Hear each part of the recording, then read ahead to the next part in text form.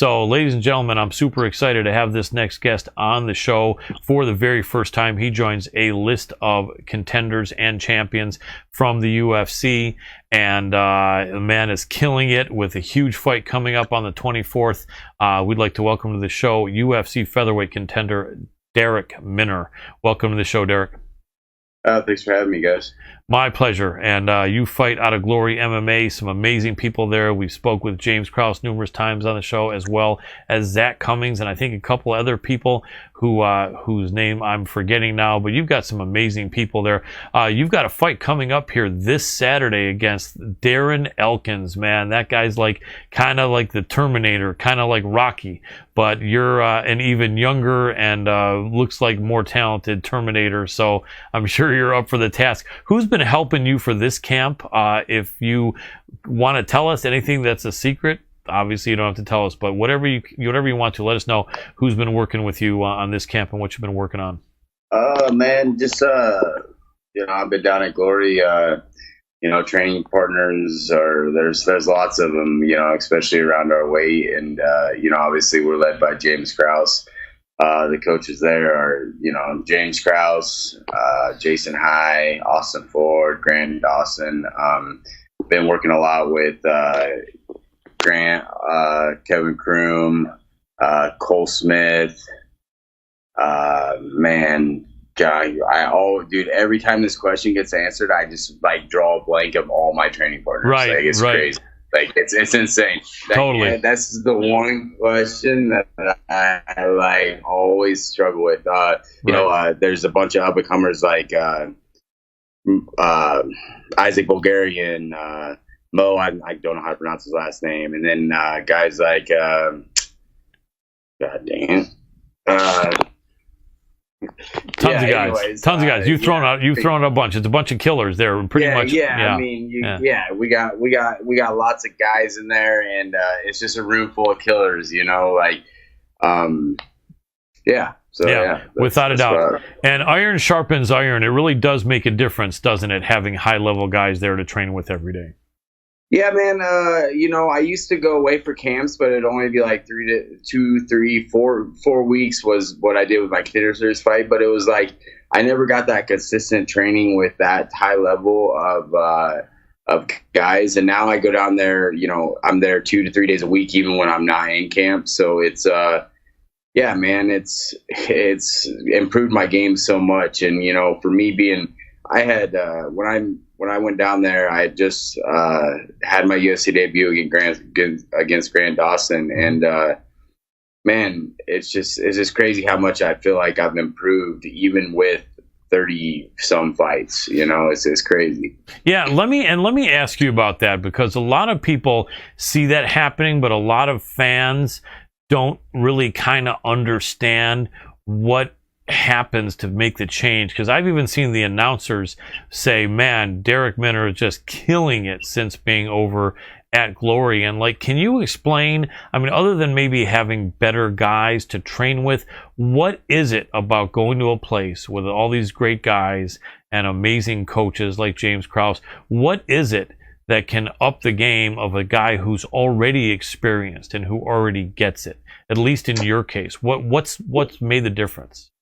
The biggest thing was, me and James talked about it all the time, is just organizing my game. There was no organization to how I fought and and doing specific things, and just stretching my 5 minutes. Because I have a lot of first round finishes. I had that narrative as first round or bust, but That was just because. So we stretched that 5 minutes into 15 minutes now. And, my fight IQ is the biggest thing that I think I'm improving. James Krause is a mastermind, man. It's insane how much knowledge and how smart the dude is about the game. And, it's working well for me, for sure. Absolutely, and your cardio looks amazing. Your conditioning is amazing. Let us know a little bit about your background. Everyone's got a different story, but especially athletic background. We know there's guys who their whole thing was wrestling from junior high or elementary and junior high and high school, and only after that did they learn striking. There's other guys who never did any wrestling. They started with karate, and then they were doing wrestling, and then jiu-jitsu. How did it go for you? Take us back to what you did first and what the progression of these fighting styles were for you. So I've wrestled my whole life, just grew up Nebraska wrestler, all the way through high school. I wrestled 1 year in college. And then after that, I pretty much randomly took a fight, didn't know anything besides how to wrestle, never trained ever. And it was on a week's notice. Drove up to South Dakota, fought, won by armbar. I didn't even know what the hell an armbar was. And then, I ended up falling in love with the sport. And that moment, I was like, this is what I want to do for the rest of my life. And, here we are 53 fights later. And Absolutely amazing. And the wrestling obviously is more similar to jiu-jitsu than striking. Striking doesn't really have anything to do with wrestling, although it does seem like a lot of guys with a wrestling background can generate some power. But it still doesn't really help a lot with technique and the learning of striking, whereas jiu-jitsu it does. Did you find that the jiu-jitsu was kind of like a really easy transition because of your wrestling, or not so much? Yeah. I mean, wrestling is obviously the best base for MMA. I mean, It speaks for itself by looking at all the champions and all the good, everybody.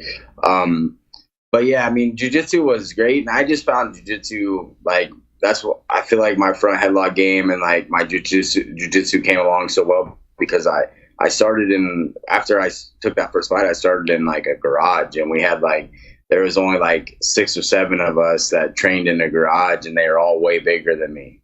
And so I had to learn how to do something, and not just get beat up. So I think that's where, I just had a really good foundations coach. And then all of a sudden, I found Premier Combat Center, and then, I started working with those guys, and here we are. And what city and state were you born and raised? You're from Missouri?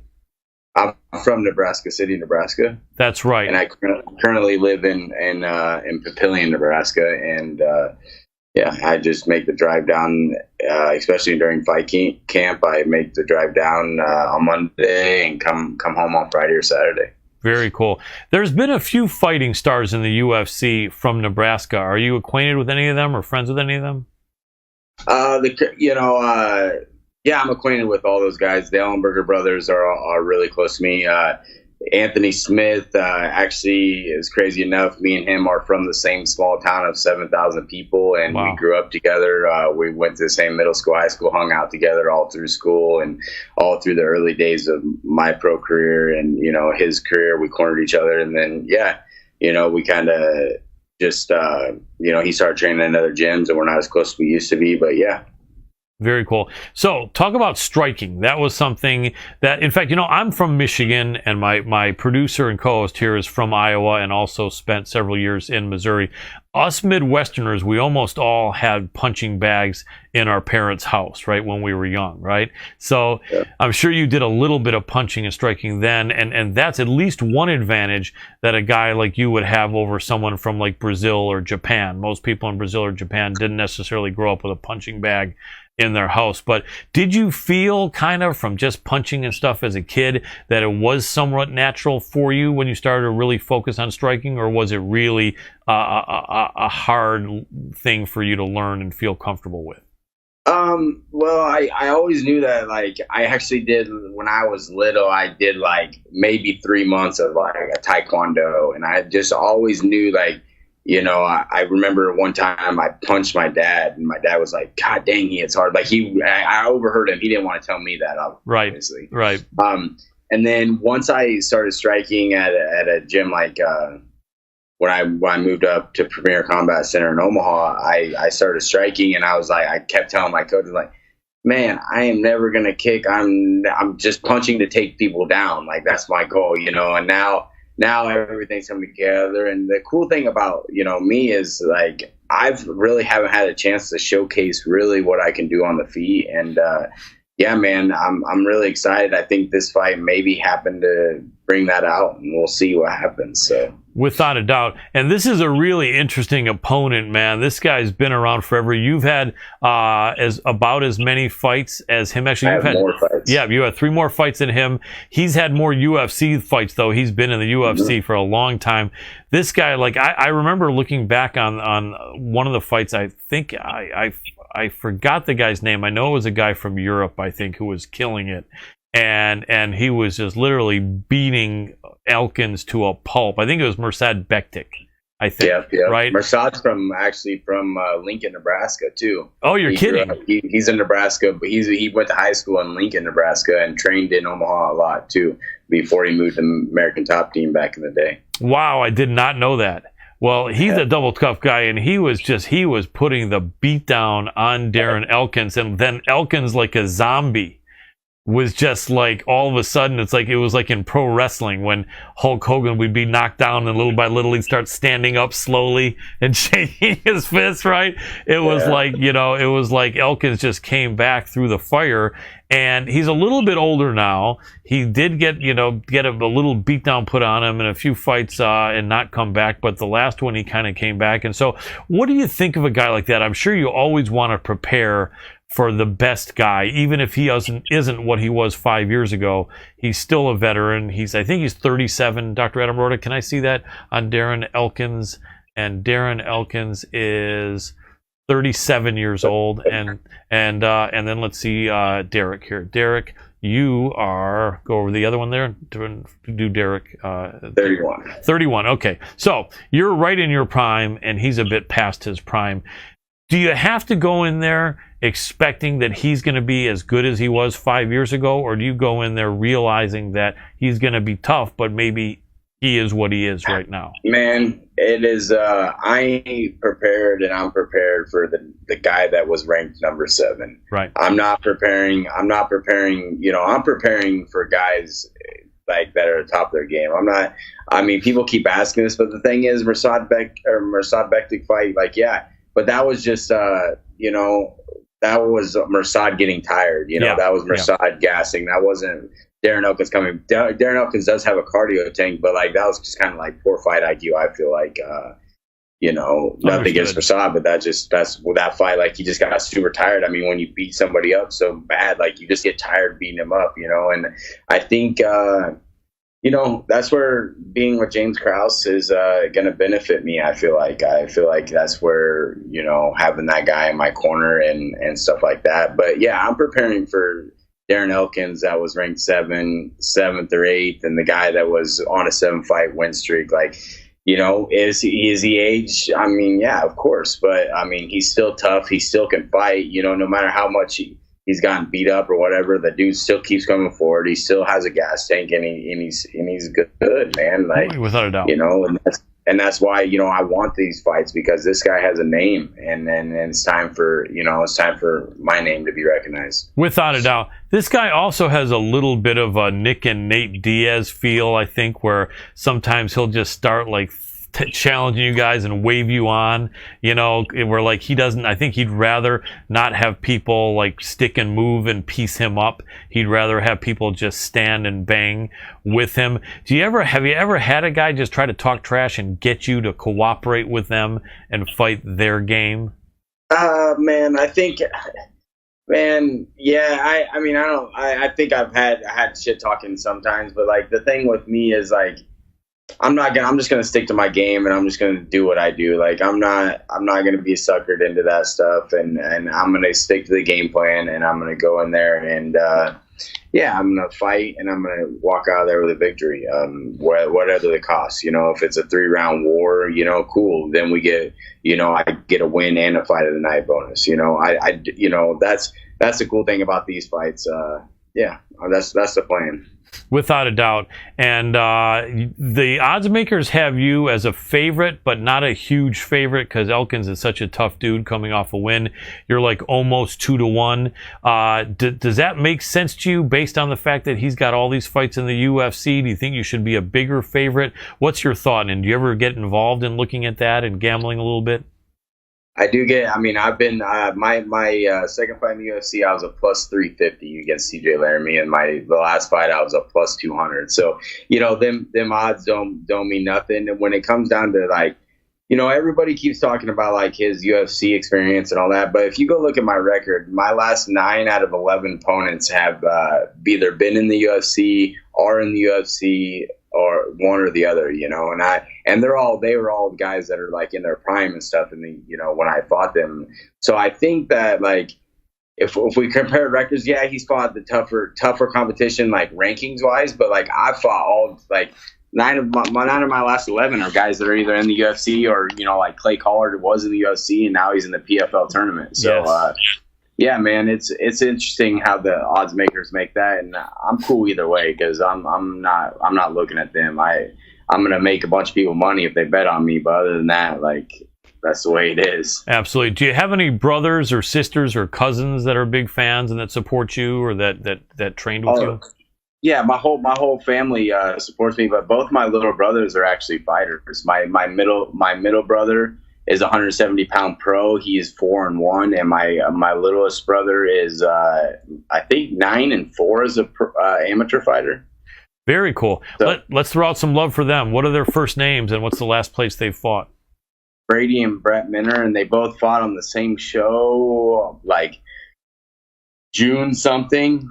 Brett ended up taking a loss in his amateur title fight, and then Brady won his 4th pro fight. So yeah, they're up and coming. So it's going to be fun watching them as we grow. So absolutely. Now, do your brothers that fight or any other cousins or good friends or has this ever happened where any of them come over to you and say, Darrick, listen, I got like $1,000 in my entire savings account. Can you promise me that if I put this on you, that I'm not going to lose it? Has anyone ever tried that, or would you like be really pissed off if one of your friends? I mean, I got a bunch of degenerate friends. So yeah, I've definitely heard that they got money on me, but like I know that they're going to have money on me, and that's cool because it is what it is. Like they're not going to bring it up if something were to happen, but that's right. The thing, like. I'm winning. I'm going to win people money. I've won a lot of people money the last couple of fights, so it's time to keep the train rolling. Absolutely. I think I saw someone on social media telling a fighter that since I lost 200 on you, would you be willing to cover me on that and send it to me? You get messages like that all the time. Like I've probably got 50 messages the last 2 days about like, oh, I got you my parlay, oh, blah, blah, blah. Like I'm going to just be like, oh, cool, whatever. I mean, it's your money, like I believe the same thing you believe, bud. Absolutely. Do you look at other fighters that are on the same card as you and say to yourself, you know what, I'm going to see some of these guys and girls in the dressing room, I can kind of see what shape they're in, and then I'm going to make a call, make some bets. I mean, if you don't want to answer that, you don't have to, but you're totally legal in doing that. But can you ever get any insight by like being there in the dressing room and see if someone looks good or bad? Or because I imagine I would no because we're in separate locker, like we get our own locker room, especially with the COVID stuff. But like, I mean, I like to make my predictions on fights and stuff. So yeah, I mean, not before the fight card starts. So makes sense. Do you tend to go on social media and do like a little Darrick Minner prediction hour or anything, or just randomly with your friends? Nah. I got a couple buddies that will throw around like how we think fights are going to go and stuff. But other than that, no, I definitely don't go on social media. I don't want to be held accountable for somebody losing their money or those savings or whatever they're going to bet on. Without a doubt. And because I was going to ask you your opinion on a couple of fights, but I'm thinking now if you'd rather not have anyone, I'm with it. It's all right. With that. I don't care. All right, cool. I appreciate that. And like we can do a disclaimer, Darrick's not guaranteeing any of these people will win. So, okay, this card you're on is packed, man. You got to know that, like, even the last couple cards had a bunch of people, but they also had a bunch of people no one's ever heard of. This card is sick, man. I mean, this is like, normally I look in the first, second, and third fight of the night, and I look and I say, man, nobody knows who any of these guys are, so there's no point in us breaking it down on our show. But here, there's literally nobody like that. The first fight, it looks like, is Sijara Eubanks, who everyone knows, but Elise Reed, no one knows. Hannah Goldie, Diana Belbita, Andre Ewell, Julio Arce. Let's start with Randy Costa, the Zohan, against Adrian Ynez. Man, isn't that 145 as well? That's 35. 135. That's right. So one class away. That's going to be a sick fight. How do you think that fight goes? Who do you think? I'm going with the dog. I'm going with Randy. Yeah, Randy Costa. Yep. He's tough. Yep. Yeah, I mean, he, I think, is really, really good fighter out of Boston. I saw him super good dude too. Super good dude. Yeah, he seems like a good dude. All right, next one, Ian Heinisch and Nasser Imavov. What's your thoughts on that? Yeah, I'm going with Heinisch. I think so. He's a tough dude as well. Isn't he a Midwest guy as well, maybe? Yeah, he's Colorado. Actually, we rode the elevator with his wife, and she's actually a Nebraska girl. I didn't know that until just a minute ago. Nice. Yeah, he's a cool dude. Really cool, interesting story. Yeah. We've had him on the show. Okay. For sure. And then here's an interesting one. Bigger guys. Puna Soriano from Hawaii and Brendan Allen. That's a sick one. That one, the odds are almost man, even. I was throwing around. I'm leaning towards Puna, but that fight, I'm interested to watch that fight for sure. Yeah, that's just so hard to pick. Almost seems like if Allen gets on top, his jiu-jitsu may be better, but I think Puna's striking better. Both strong guys. He just hits really hard. Yeah, he does. Hits really hard. Yeah, Puna's tough. I remember when I first saw him, man, he's like a big guy with a big square head, and I'm like, man, that head is good for taking punches and having it not hurt. It seems like it's when Puna gets hit, it just kind of careens off his head like hitting a brick, right? It's like nothing. Oh, yeah. Mickey Gall and Jordan Williams. I don't know. That's kind of a weird fight. Any thoughts on that? I'm gonna go with Jordan Williams in that. Okay. Yeah, he's the favorite almost 2-1. And it's going to be interesting to see Mickey being famous, of course, I think, for being the first guy that beat CM Punk, who's no longer, with us there. All right, the women, Macey Barber and Miranda Maverick. That's two rugged, tough women. Man, that's one that I literally have no idea. Like, I stay away from that one. Yeah, because it's going to be a great fight, don't you think? Yeah, I do. I believe. I mean, if you're going to do anything, probably pick the over. I don't think anybody's going to finish anyway. I think it's just going to be a 3-round war. Yeah, I think so. We've had Miranda Maverick on the show a few times. She is awesome. We believed in her from before her first fight in the UFC, and so we've had her on. She's a super nice girl. And I think she's a Midwesterner as well. I'm forgetting what city, but she grew up on the farm. And I remember she told us something interesting. She said when she was young from doing all the farm work, she was so strong that her parents had to tell her when she was hanging around, wrestling around with other girls, to be gentle with the other girls. Yeah, because she was cool. She was so strong. So let me see. And then we got a few more. Dr. Adam Roder, if we could go back up. There we go. And then we have, we know who your prediction for Darrick Minner against Darren Elkins. Do you like to make a prediction of a finish or a distance, anything like that in your own fights? Nah, man. I'm going to walk in there and I'm going to walk out there with my hand raised. That's all that I got. Absolutely. That's all it's supposed to be about. How about coming up next, the man they call the Matrix, Kyler Phillips against howling Pivea. Isn't that your division, featherweight? Yeah, I think that's 35 too. I'm going to go with Kyler Phillips. Okay. I think he's just on a tear, so I think he's going to get it done. Very tough. Okay, I think you're probably right, 35. The women, Aspen Ladd against Macey Chiasson. We've had both of them on our show before. To me, that's a good matchup of like top 5, top 6 girls. I think Aspen's ranked number 3 and Macey's number 5 or 6. Tough too. I'm gonna go with Ladd. I mean, I think that one's kind of like a toss up too, but I'm gonna go with Vlad. Yeah, us too. We had Aspen on the show about 2 weeks ago, and I think Aspen will take that. 2 left. Chris Daukus against a Russian, I think, Shamil Abdurakhimov. I don't think that fight's on the card anymore. Is that gone? Okay, for some Yeah, I reason. think that one's gone. I think Vlad's the co-main event. Oh, wow. Okay, so then that's unfortunate. It must have been COVID or something like that. We'll check it out. Best fight odds still have it, but I appreciate your tip. So, main event, man, I would love your thoughts because I know you can't guarantee what happens, but as a pro fighter, I don't think you've ever had like 2 or 3 years off, or have you? No, man. The most I've ever had was like 4-5 months. Right, so, imagine if you're as good as you are now, and you had to have like 2.5 or 3 years off, and then you came back to Krause, you came back to Glory. Would you be the same Darrick Minner, do you think, or not quite? Oh man, I don't know. I think ring rust is real, and I don't. I don't know, man. TJ's fought at the highest level, and I think that, you know, he's going to be good. I mean, with or without EPOs or whatever, the dude is good. You know, like you can't hide that. But I just think that it's Corey Sandhagen's time, man. I think he's going to go in there, and I think he's going to get it done. I don't know how, but I think it's his time, man. The dude's been looking phenomenal. Absolutely. Yeah, Sandhagen is a beast, and that's at 35. So in the last couple of minutes we have you, 145, and many people say is one of the most exciting divisions in the UFC. I'm going to go on record. I feel it's the most exciting.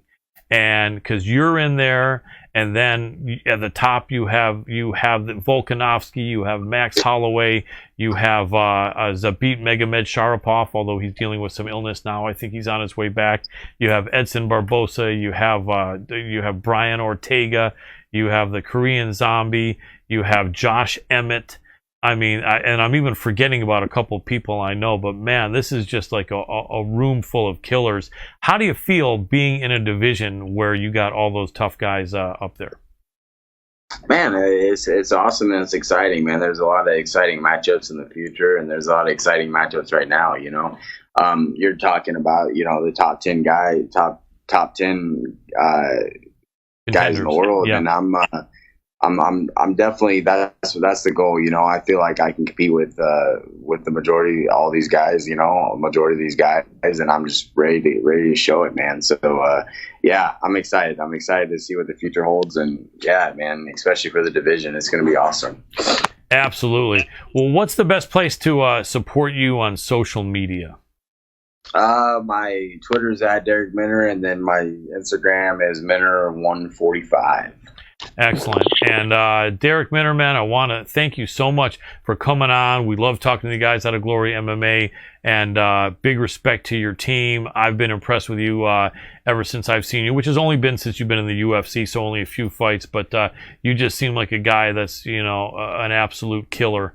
And yeah, I think that these odds are lower than they should be. Not that Darren Elkins is not badass, but I think this is going to let people know that Darrick Minner is 100% for real. I think you're going to kill it. I wish you the best of luck in going out and doing what you do on Saturday. Thank you, brother. I appreciate it. You're very welcome. Have a great night. You guys too. Bye. Thanks. Thank you for watching the Hannibal TV. Please like this video if you enjoyed it, and click the subscribe button to not miss any of our latest shoot interviews, match videos, or news updates. Support us on patreon.com for $1.99 a month to watch our full shoot interviews ad-free and help our channel grow. Follow us on Twitter at the Hannibal TV for instant updates.